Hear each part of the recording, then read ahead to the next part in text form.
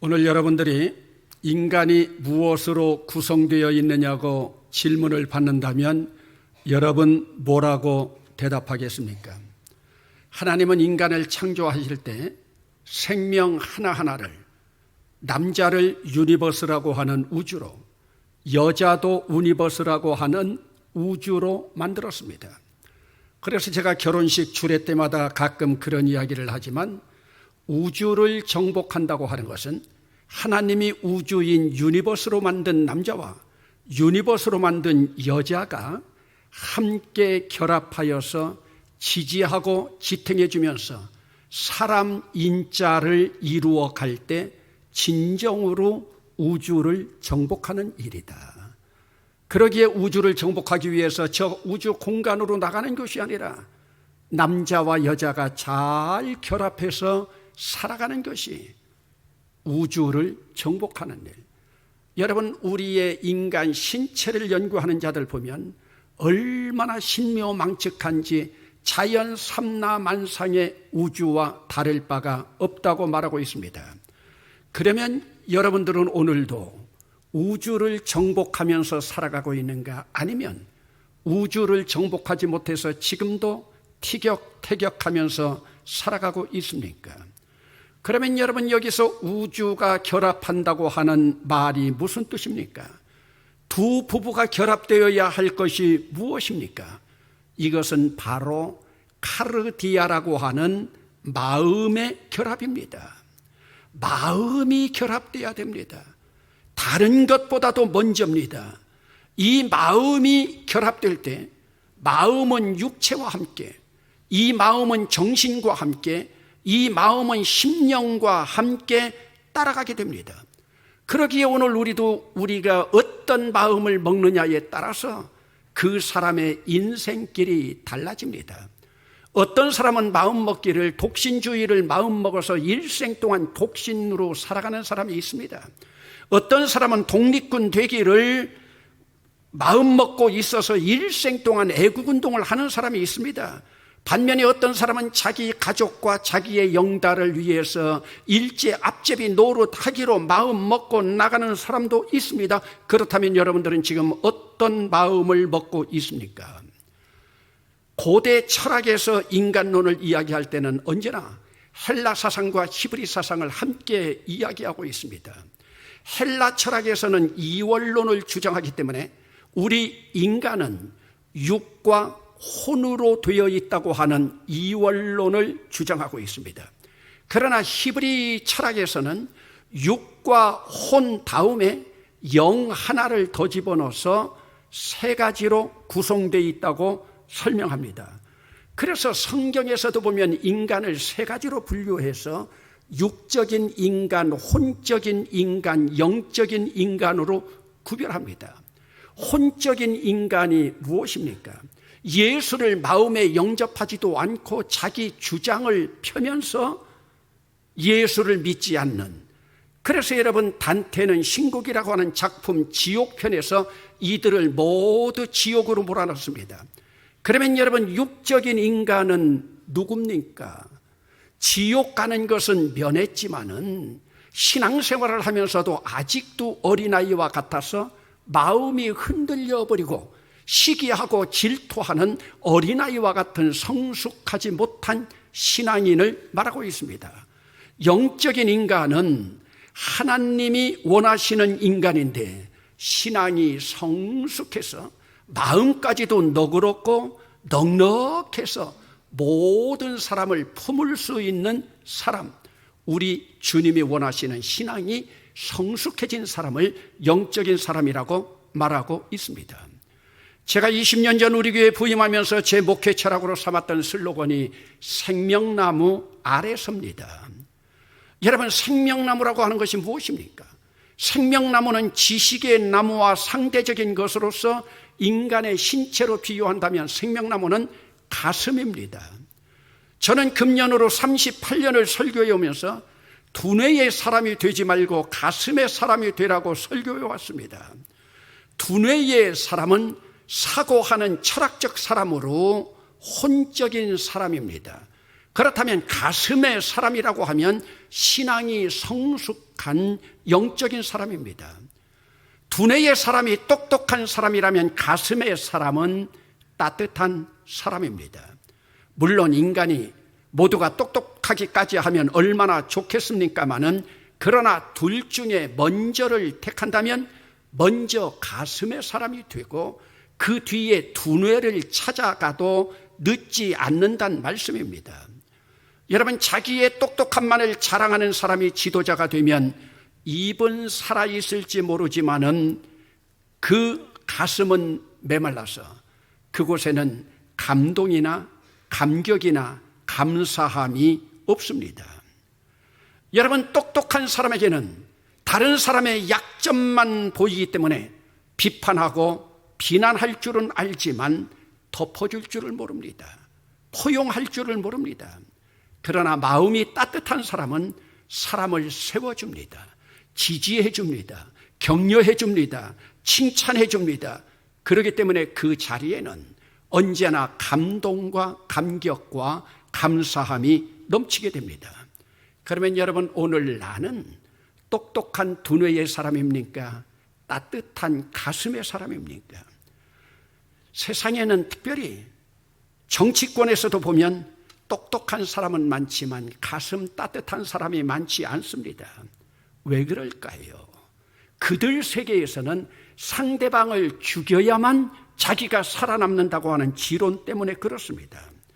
여러분, 오늘 우리는 우리 자녀들이 똑똑한 자녀가 되기를 원합니까? 가슴 따뜻한 자녀가 되기를 원합니까? 똑똑한 자녀들은 부모를 버릴 수 있지만 가슴 따뜻한 자녀들은 부모를 절대로 버리지 않습니다. 부모를 품어줍니다. 엄밀한 의미에서 보면 기독교는 대단한 지성적인 종교입니다. 가슴이 따뜻한 다음에는 신앙인이라고 하면은 두뇌로 가야 합니다. 그럼에도 우리 주님은 두뇌가 기독교의 핵심이 아니기 때문에 두뇌와 지성을 행복의 식탁에 올려놓지 않았습니다. 여러분, 행복의 식탁에 두뇌가 가난한 자는 복이 있나니 있습니까? 두뇌가 청결한 자는 복이 있나니 있습니까? 없습니다. 지식의 나무인 두뇌의 똑똑함이 세상 살아가는 데 쓰여지는 수단은 될 수 있지만 절대로 행복의 식탁에 올릴 수는 없습니다. 여러분, 집안에서 싸움이 왜 일어납니까? 두뇌로 똑똑하기 때문에 그렇습니다. 따뜻한 가슴의 사람에게는 싸움이 일어날 수가 없습니다. 그러면 주님의 행복의 식탁에 올라 있는 것이 뭡니까? 바로 우리의 카르디아 마음입니다. 마음이 청결한 자는 복이 있나니 그들이 하나님을 볼 것이며, 주님의 식탁에 올라 있는 이 마음이라고 하는 원어는 우리 모두가 알고 있는 카르디아입니다. 그런데 이 카르디아의 의미가 무엇입니까? 카르디아는 인간 인격의 중심인 지적인, 감정적인, 그리고 의지적인 요소를 다 합친 것입니다. 그런데 인간 중심에 있는 카르디아라고 하는 이 마음은 변덕장입니다. 변덕이 얼마나 심한지 모릅니다. 에덴 동산에서 타락한 아담의 본성을 물려받은 우리 인간의 마음은 가만두어도 때가 낍니다. 더러워집니다. 더러워진 마음은 인간의 영혼까지도 썩게 만듭니다. 입을 열면 더러운 말이 나오고 손발이 움직이면 더러운 행동을 하게 됩니다. 헐뜯고 거짓말하고 더러운 말 하기를 좋아합니다. 그 눈은 다른 사람의 약점이나 상처 보기를 좋아합니다. 그 머리는 남을 미워하고 시기하고 교만한 생각으로 채워집니다. 그러므로 행복의 식탁에 올라있는 카르디아라고 하는 마음은 행복만이 아니라 불행의 길로 가기도 합니다. 그러면 여러분, 왜 불행으로도 갈 수 있는 카르디아라고 하는 이 마음을 우리 주님은 행복의 식탁에 올려놓았을까요? 똑같은 사건을 겪으면서도 어떤 사람에게는 불행의 계기가 되고, 똑같은 사건을 겪으면서도 어떤 사람에게는 행복의 기회가 됩니다. 왜 그렇습니까? 그것은 그 사람이 자기 마음을 어떤 관점에서 작동시키느냐에 따라서 행복하기도 하고 불행하기도 합니다. 그러면 여러분, 그 관점이 무엇입니까? 그 관점이 바로 지식의 나무 관점과 생명나무의 관점입니다.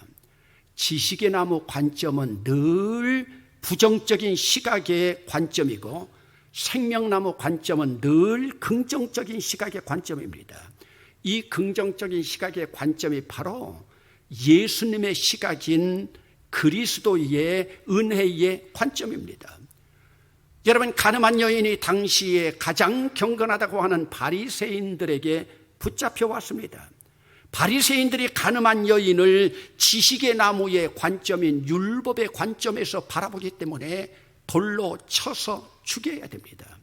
그러나 예수님의 관점은 생명나무 관점이었습니다.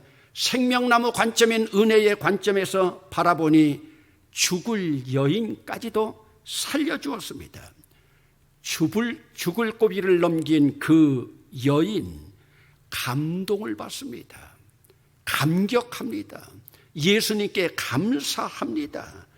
사람을 살린 그곳에 바로 행복의 싹이 돋고 있습니다. 여러분, 인간의 마음에는 악마와 같은 더러움이 도사리고 있기도 하고 천사와 같은 아름다움도 있습니다. 그러나 많은 사람들은 자기 안에 천사와 같은 아름다움이 있음에도 불구하고 천사와 같은 아름다움을 꺼내기를 좋아하지 않습니다. 여러분, 무슨 심보일까요? 내 마음에 거인과 같은 천사의 아름다운 마음이 있는데도, 아름다움이 도사리고 있는데도 왜 끄집어내지 못할까요? 여러분, 우리 기독교는 근본적으로 마음의 종교이고 인격의 종교입니다. 하나님은 언제나 우리 마음의 중심을 보십니다. 마음을 드린다고 하는 것은 하나님께 우리의 생각을 집중시키고 하나님과 더불어 행복하고 하나님께 몸과 정성이 담긴 예물을 함께 드리는 것을 말합니다. 인간의 전부, 나의 전체를 드리는 것이 바로 예배입니다. 이것이 마음에 있는 천사를 꺼낸 자들이 주님 앞으로 나가는 모습입니다. 그러면 우리는 어떻게 내 마음에 있는 천사를 꺼낼 수가 있을까요? 그것은 바로 청결하면 됩니다. 여기서 청결하다고 하는 뜻은 때가 묻고 더러워진 옷을 세탁해서 깨끗하게 만드는 것처럼 우리 마음도 깨끗하게 늘 만들어야 됩니다. 옷이 더러워질 때마다 세탁을 하듯이 우리 마음도 더러워질 때마다 씻고 지켜야 합니다. 그렇지 않으면 금방 냄새가 나고 땀 냄새가 납니다. 그러면 사탄이 우리 마음을 찢고 들어와서 나에게 깊은 상처까지 내게 됩니다. 이런 사람은 복된 사람이 되지 못하고 불행의 길을 걸어가게 됩니다. 여러분, 우리 눈은 하루에도 25,000번 정도 깜빡거린다고 합니다. 우리 눈이 깜빡거릴 때마다 눈물샘에서 눈물이 나와서 안구를 청결하게 합니다. 여러분, 우리는 하루를 살아도 죄의 먼지가 끼고 마음은 욕심으로 더러워지며 상처로 얼룩지게 됩니다. 그때마다 눈물샘에서 우리 눈을 청결하게 하듯이 우리 마음을 청결하게 하지 않으면 마음은 금방 더러워집니다. 이때 마음을 씻어내는 작업이 바로 청결입니다. 청결이라고 하는 단어는 헬라어로 카타로스라고 하는데, 우리가 정화한다는 의미의 심리학적인 용어 카타르시스가 바로 여기에서 나왔습니다.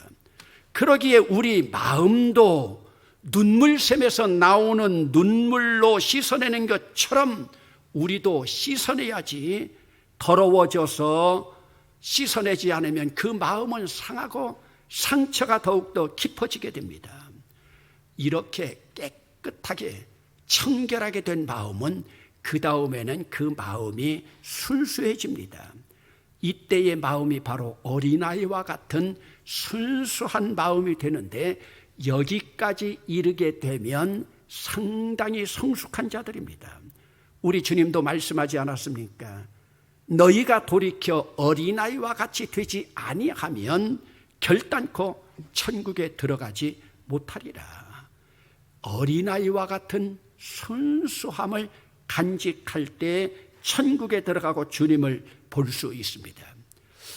여러분, 오늘 우리는 예수를 순수한 동기에서 믿었습니까? 여러분, 예수를 처음에 어떻게 믿었는가? 교회를 처음에 어떤 동기로 나왔는가 생각해 보세요. 어떤 사람은요, 재미로 나왔습니다. 어떤 사람은요, 친구 따라서요. 어떤 사람은 부모님의 강요로요. 어떤 사람은 질병이 들어서 병 고침 받으려고요. 어떤 사람은 마음의 수양을 쌓으려고, 또 어떤 사람은 비즈니스를 위해서 별의별 그릇된 동기들이 다 있습니다. 그런데 이러한 그릇된 동기도 시간이 지나다 보면 어느 순간 내 마음에 이 동기들이 깨어지고 순수해질 때가 있습니다. 이 순수해지는 순간이 바로 하나님을 볼 수 있는 시간입니다. 이때 내 마음속에 있는 천사의 마음이 나와서 하나님의 모습이 보여지기 시작합니다. 그러면 여러분, 어떻게 이렇게 세탁된 옷처럼 깨끗해지고 순수한 마음을 가질 수가 있을까요? 동서양의 많은 철인이나 위인들은 인간의 수양과 노력으로 마음이 청결해질 수 있다고 말하고 있지만, 인간의 수양을 쌓는다, 덕을 쌓는다, 노력한다, 이거로는요 한계가 있습니다. 여러분, 인간의 노력으로 내 마음이 깨끗하고 청결해진다면 노력하지 않을 사람이 어디 있겠습니까? 인간의 마음속에 있는 더러움을 씻어낼 수 있는 셈, 인간의 노력으로 안 됩니다. 이것은 여러분, 오늘 우리가 수양을 쌓는다고 되지 않습니다. 바로 내 마음속에 있는 더러움을 씻는 셈은 로마 병정들이 십자가에서 예수님의 옆구리를 찌를 때 옆구리에서 흘러나온 그 피, 그 보혈로만 가능한 줄로 믿습니다. 더러움을 씻는 셈은 바로 보혈의 셈입니다. 여러분, 이 보혈의 셈이 더러운 마음을 청결하는 우물이 됩니다. 그러므로 우리는 계속해서 골고다의 보혈을 의지해야 됩니다. 예수 십자가의 보혈이 아니면 우리 마음은 청결하게 될 수가 없습니다. 바울은 마음을 청결하게 하고 청결함을 지속하는 방법으로 디모데전서에서 말씀하고 있습니다. 하나님의 말씀과 기도로 거룩하여짐이라. 하나님의 말씀과 기도로만 거룩하여짐이라, 청결하여짐이라. 인간의 도덕과 수양이 아니라 하나님의 말씀 그리고 기도로 청결해집니다. 그러면 드디어 하나님이 보이기 시작합니다. 마음이 청결한 자는 복이 있나니 그들이 하나님을 볼 것이며, 마음이 청결하지 않은 자들은 영적인 소경이 되어서 도저히 하나님을 보여주어도 하나님이 계시해도 볼 수가 없습니다. 여기서 하나님을 본다는 것이 무엇입니까? 우리가 육적인 눈으로 하나님을 보는 것을 말하지 않습니다. 이것은 영적인 눈으로 하나님을 보게 된다는 뜻입니다. 사도 바울은 다메섹에서 부활하신 예수 그리스도의 영광스러운 광채를 보고 눈이 멀지 않았습니까? 사도 바울은 하나님을 본다는 것은 하나님을 온전히 아는 것이라고 했습니다. 여기서 하나님을 본다는 것은 하나님을 온전하게 안다고 하는 의미이기도 합니다. 그래서 사도 바울이 에베소 교회에 보내는 편지에서 영광의 아버지께서 지혜와 계시의 영을 너희에게 주사 하나님을 알게 하시고, 왜 지혜와 계시의 영입니까? 하나님을 알게 하기 위해서 하나님을 아는 방법은, 하나님을 보는 방법은 지혜와 계시의 영입니다. 너희 마음의 눈을 밝히사 그의 부르심의 소망과 기업의 영광의 풍성함을 알게 하시고, 마음의 눈이 밝혀져야 됩니다. 여러분, 내 마음의 눈이 밝아져서 그분을 아는 것만큼 행복은 없습니다. 그러기 위해서 오늘 우리는 카르디아, 내 마음이 청결해야 됩니다. 청결함은 예수님의 십자가의 보혈로만 가능합니다. 예수님의 십자가 보혈을 행복의 식탁에 올려서 날마다 청결함으로 행복한 길을 걸어가지 않으시겠습니까? 기도합시다.